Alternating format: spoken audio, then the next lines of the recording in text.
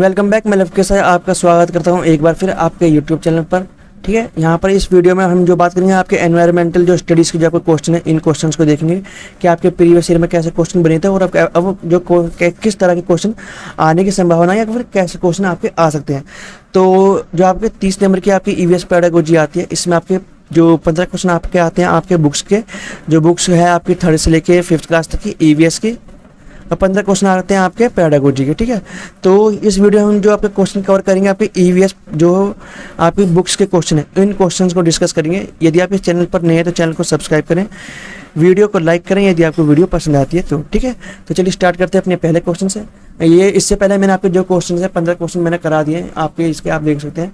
और ये आपका जो लास्ट क्वेश्चन था प्रीवियस वीडियो का, आप देख सकते हैं यहाँ पर इसका जो आंसर था वो था वृक्ष। तो यहाँ पर आपका 4th ऑप्शन यहाँ पर ठीक था। चलिए नेक्स्ट क्वेश्चन पे चलते हैं। आपका नेक्स्ट क्वेश्चन है बेमेल जोड़े की पहचान करें। देखिए ये भी क्वेश्चन वैसा ही है कुछ। तो बेमेल जोड़ा की पहचान करनी आपको बताना है। श्रीनगर में कैसे मकान होते हैं, मतलब श्रीनगर के जो मकान है उनको डोंगा को बोला जाता है। हाउस बोट जो है वो 80 फीट की लंबी होती है। टेंट हाउस को रेबो बोला जाता है। और बर्फ की जो चादरें होती है जिसे इग्लू मतलब इग्लू बोला जाता है ना, इग्लू। तो यहाँ पर कौन सा मैच नहीं है सही से, तो जो श्रीनगर है आपका सही से मैच नहीं है। ये आपका कश्मीर है ना, कश्मीर के जो पास एक लेक है डल, है ना, डल झील। तो यहाँ पर क्या है, इस झील के पास के जो लोग हैं ना, वहाँ के जो मकान है उनका बोला जाता है डोंगा। ठीक है, तो यहाँ पर ये मैच हुआ नहीं है। तो यहाँ पर जो आपका फर्स्ट ऑप्शन है वो गलत हुआ। फर्स्ट ऑप्शन का जो मैच होना चाहिए था वो होना चाहिए था कि जो यहाँ के जो मकान है वो लकड़ के बने, मतलब लकड़ी के बने होते हैं और पत्थर के बने होते हैं। ठीक है, तो ये तब सही होता। ठीक है, तो यहाँ पर जो आपका फर्स्ट ऑप्शन है वो गलत होगा। नेक्स्ट क्वेश्चन है आपका, एक विशेष स्थान जहाँ 12 साल का बच्चा अपने सामाजिक कौशल विकसित कर सकता है। अब 12 साल का बच्चा, ठीक है, सामाजिक कौशल कहाँ विकसित कर सकता है अपने सामाजिक कौशल? तो आपका परिवार नहीं होगा, खेल का मैदान होगा जरूर। तो खेल के मैदान में अलग अलग तरह के बच्चे आते हैं, ठीक है ना, तो उनसे वो सामाजिक कौशल विकसित करेगा। तो परिवार से सामाजिक कौशल सीख नहीं सकता क्योंकि उनसे वो खुल के बात नहीं कर पाएगा। पड़ोसियों से खुल के बात नहीं कर पाएगा बच्चा 12 साल का, क्योंकि इस एज में कुछ अलग ही होता है। जैसे कि आपके स्टेन ने होल ने बोला था आपके कि जो किशोर अवस्था है वो तनाव और संघर्ष की अवस्था है। तो इसी के चलते आप देख सकते हैं कि जो खेल का मैदान है सामाजिक जो कौशल विकसित करने में ये स्थान मदद करेगा बच्चे की। तो यहाँ पर जो आपका बी ऑप्शन है वो ठीक होगा।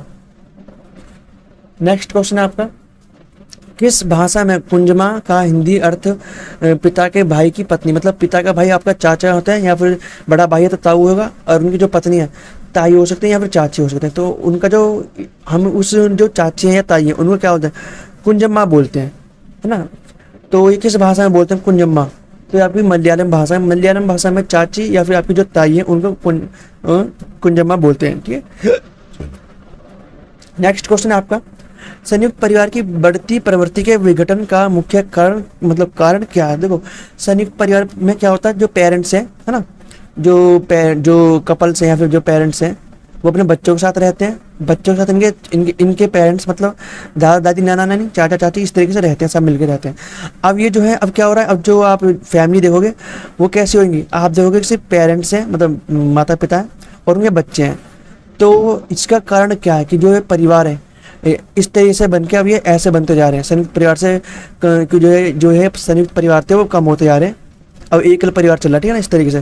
तो आज की जीवन शैली आज का युवा हर किसी को स्वीकार करता है ये तो नहीं है, भारतीय संस्कृति भी नहीं है, है ना, और उपरोक्त सभी भी नहीं है। ठीक है, क्योंकि ये भारतीय संस्कृति तो संयुक्त परिवार को बढ़ावा देती है, ठीक है ना। लेकिन जो इसका रीज़न क्या है, आज की जीवन शैली किस पर आधारित है, जो वेस्टर्न जो कल्चर है हम उसको अपना रहे हैं। तो उसी के चलते चलते जो है डेवलपमेंट बोल लीजिए या फिर जो बदलाव बोल लीजिए समय के साथ चल रहा है, इसकी वजह से जो है आज हम जो है संयुक्त परिवार में नहीं रह रहे, सिर्फ अकेले अकेले रह रहे हैं, मतलब पेरेंट्स हैं और उनके बच्चे हैं। तो जो रीज़न क्या है, आज की जीवन शैली। तो फर्स्ट ऑप्शन आपका यहाँ पर ठीक होगा। नेक्स्ट क्वेश्चन है आपका, संयुक्त परिवार, नेक्स्ट क्वेश्चन होना चाहिए था ना, हाँ, हम अपने परिवार से क्या सीखते हैं, दया, ईमानदारी, रीति रिवाज या फिर उपरोक्त सभी? तो हम अपने परिवार से सभी सीखते हैं ना, सभी चीज़ें हम अपने परिवार से सीखते हैं। दया भी सीखते हैं, ईमानदारी भी हमें अपने परिवार के थ्रू ही सीखते हैं, और रीति रिवाज भी, जैसे हमारे जो पेरेंट्स हैं खाते पीते हैं रहते हैं, है ना, जिस तरह का वो त्यौहार बनाते हैं हम सभी उनसे ही सीखते हैं और हम उन्हें आगे बढ़ाते हैं अपनी संतानों में। ठीक है, नेक्स्ट क्वेश्चन है आपका, निम्नलिखित में कौन सा संयुक्त परिवार का नुकसान नहीं है। अब संयुक्त परिवार को जो नुकसान नहीं है आपको वो बताना। देखो संयुक्त परिवार के नुकसान क्या आते हैं, सामाजिक पीड़ा। सामाजिक पीड़ा कैसे, जो ना लड़ाई होती थी परिवार में, ठीक है ना, चाचा की आपके पेरेंट्स से हो गई है ना, या दादी ने कुछ बोल दिया पेरेंट्स आपके, इस तरीके से उनमें लड़ाई का ये होती रहती थी। तो ये तो कारण है विघटन का संयुक्त परिवार के। झगड़े की ओर ले जाते थे। अब किसी बच्चे, अब यदि चाचा के किसी लड़के ने आपके लड़के को मार दिया इस तरीके से या पीट दिया, तो आप उसकी शिकायत उससे करोगे, तो ऐसा मन मुटाव आ जाता है ना, मन मुटाव, ठीक है। तो ये भी होता है कारण। लेकिन जो आर्थिक व्यवस्था है, यहाँ पर आर्थिक व्यवस्था स्ट्रोंग रहती थी संयुक्त परिवार में। कैसे, RONGE स्ट्रोंग रहती थी। कैसे, जो आप हैं आप अपने भाई की मदद कर देंगे पैसे से, आपका भाई आपकी मदद कर देगा पैसे से, ठीक है। और यदि थोड़े बहुत पैसे की जरूरत पड़ेगी तो आप थोड़े बहुत पैसे को गिनते भी नहीं हो, ठीक है ना, लेने देने में। तो यहाँ पर जो है ये संयुक्त परिवार की जो है नुकसान नहीं है, ये फायदा संयुक्त परिवार का, सेकंड ऑप्शन, ठीक है। तो यहाँ पर जो सेकंड ऑप्शन है और जो थर्ड ऑप्शन आपका वो ठीक होगा। नेक्स्ट क्वेश्चन आपका थोड़ा बड़ा क्वेश्चन हो गया ये, इसे एक बार पढ़ लेते हैं पूरा क्या है, ठीक है ना, सही से पढ़ते हैं थोड़ा।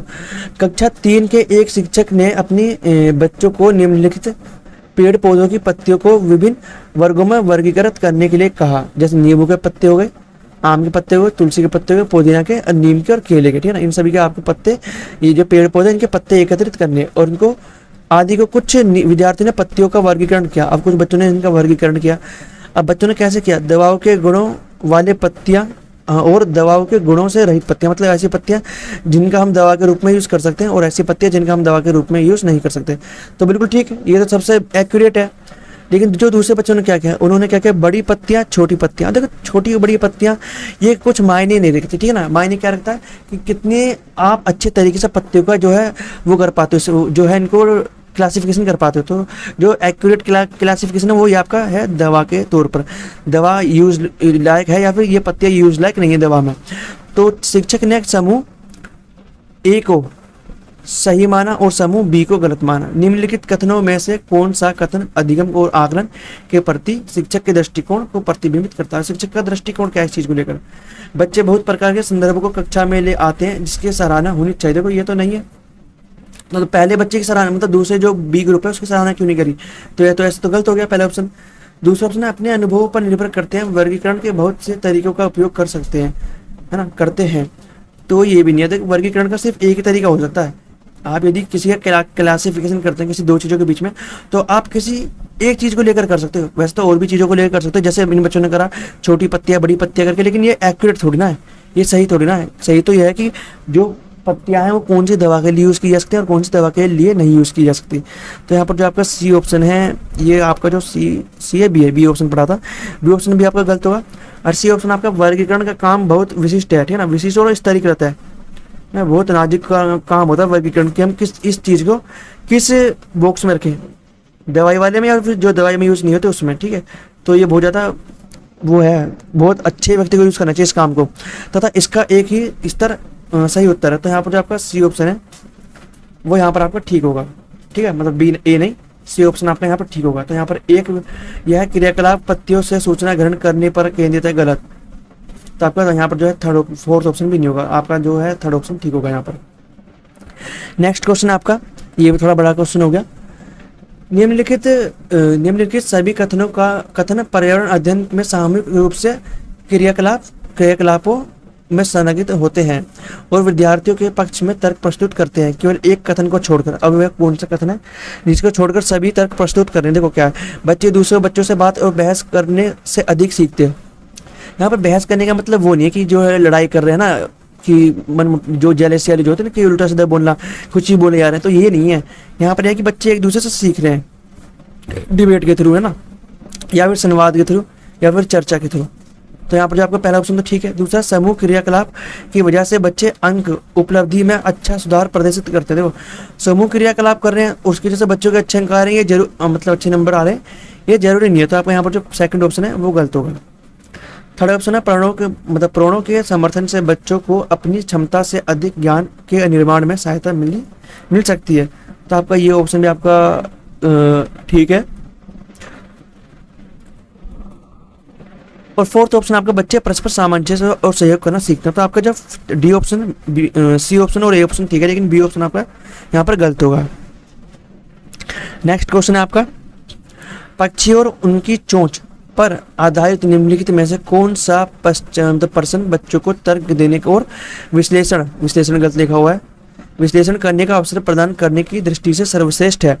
तो यहाँ पर कौन सा आपका ऑप्शन जो है सही है, जो बच्चे जब अवलोकन करेंगे ये देखेंगे कि पक्षियों की चोंच कैसी होती है और उसके ऊपर प्रश्न करेंगे बच्चे। तो देखते हैं, पक्षियों को चोंच के आकार में विभिन्नता क्यों होती है, ये तो देखो गलत, ये इतना ज़्यादा चीज़ें नहीं बता रहा, बहुत कम यहाँ पर जो इन्फॉर्मेशन मिलेगी।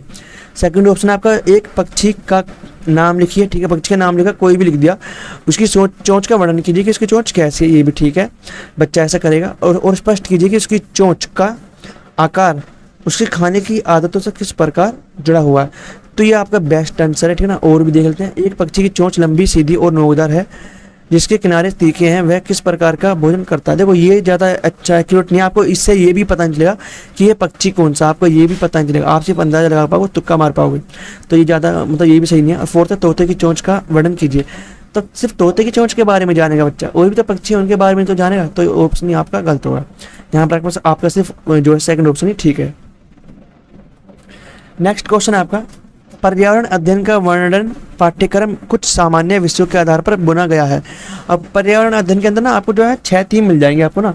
जैसा आपको जो थीम मिलेंगे, कौन कौन सी थीम मिलेंगे मैं बताता हूँ आपको। पेन कहाँ है, ये रहा पेन।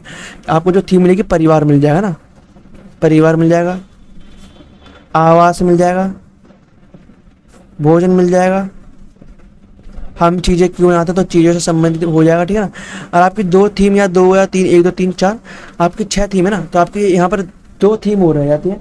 वो 2 कौन कौन सी, आपका जल है, यहाँ पर एक पानी हो गया आपका, और आपका एक थीम है यात्रा, ठीक है, यात्रा, ये आपकी थीम है। लेकिन इन थीमों में आपको जहाँ पर बतानी कौन सी इनमें से संबंधित नहीं। देखो भोजन है, मतलब भोजन है, आवास है, पानी, लेकिन वायु नहीं दे रखी है आपकी जो 3rd से लेके 5th क्लास तक। आप यदि देखते हो तो सभी बुक्स के जो है 3rd से जो 3 क्लास की बुक्स हैं इनकी यदि आप चैप्टर्स पढ़ते हो तो आपको कहीं भी वायु का जो कोई चैप्टर सेपरेट नहीं मिलेगा, है ना, या ना ही ये इसकी थीम के अंदर आता। तो यहाँ पर जो आपका सेकंड ऑप्शन है वो ठीक होगा, ठीक है।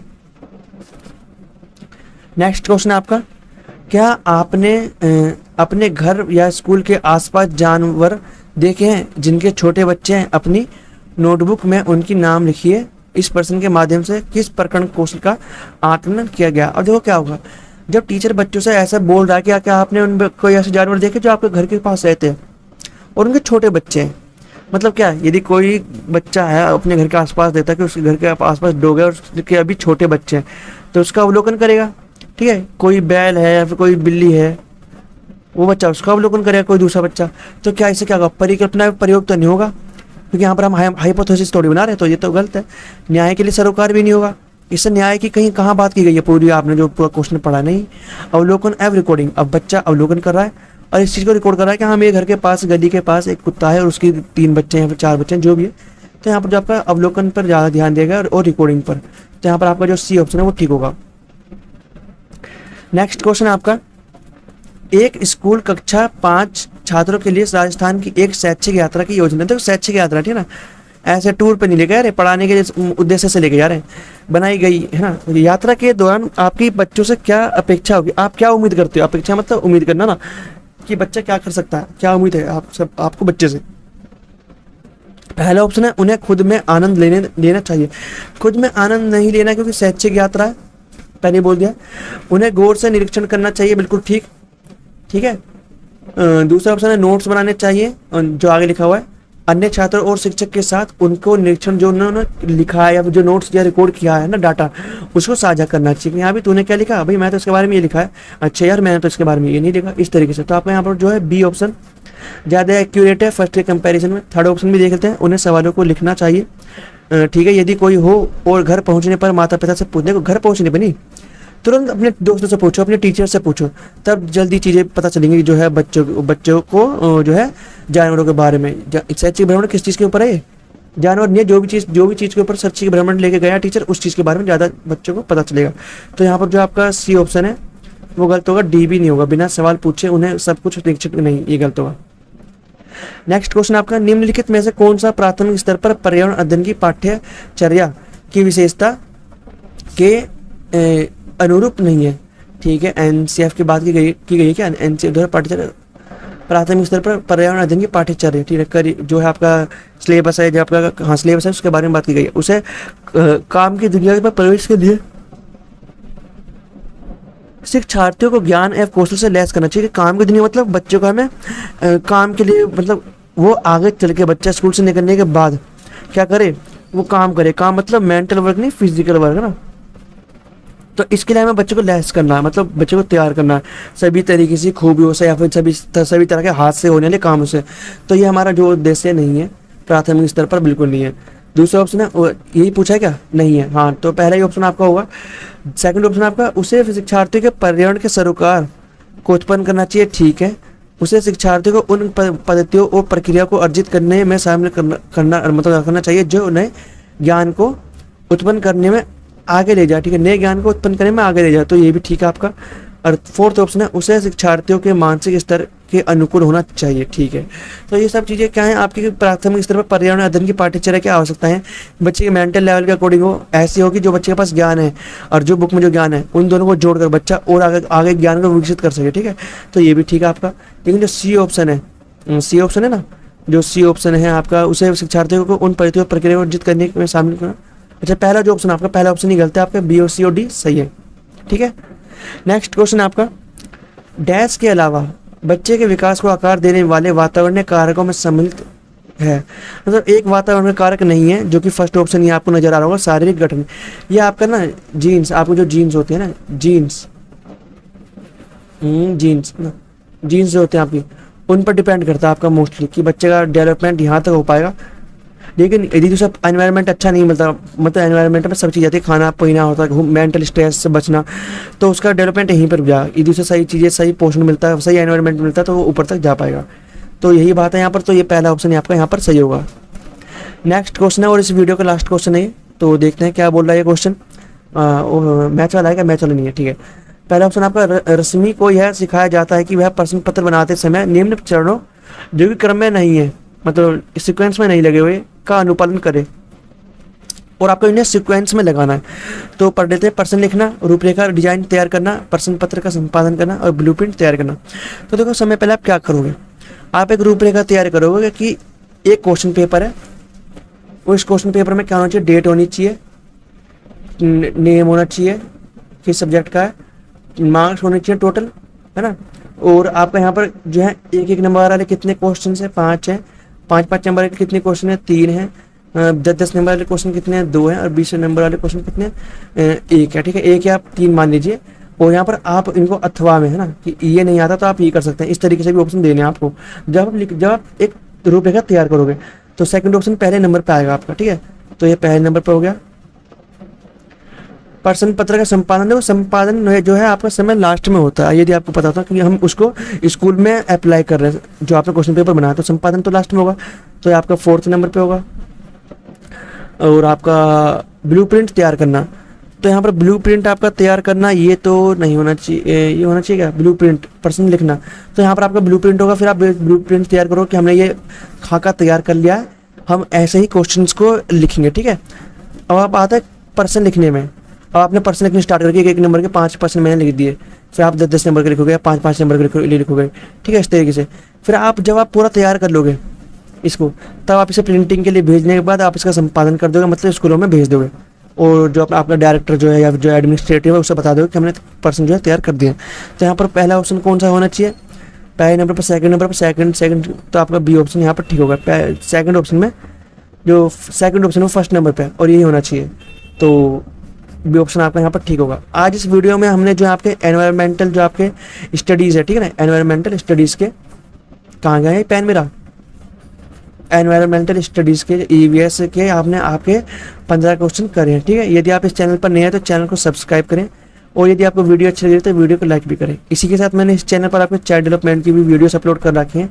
यदि आपने वो वीडियोस नहीं देखे तो उन वीडियोस को जाकर जरूर देखें, ताकि आप अपने टेट एग्जाम में, चाहे वो टेट मतलब चाहे वो आपका अदर स्टेट का एग्जाम हो, चाहे आपका सेंट्रल का एग्जाम हो, ठीक है, उसमें आप EVS का जो आपका पेडागोजी का जो 30 क्वेश्चन आते हैं, उनमें ज़्यादा से ज़्यादा क्वेश्चन ठीक कर सकें और अपने स्कोर को 130+ तक लेकर जा सकें।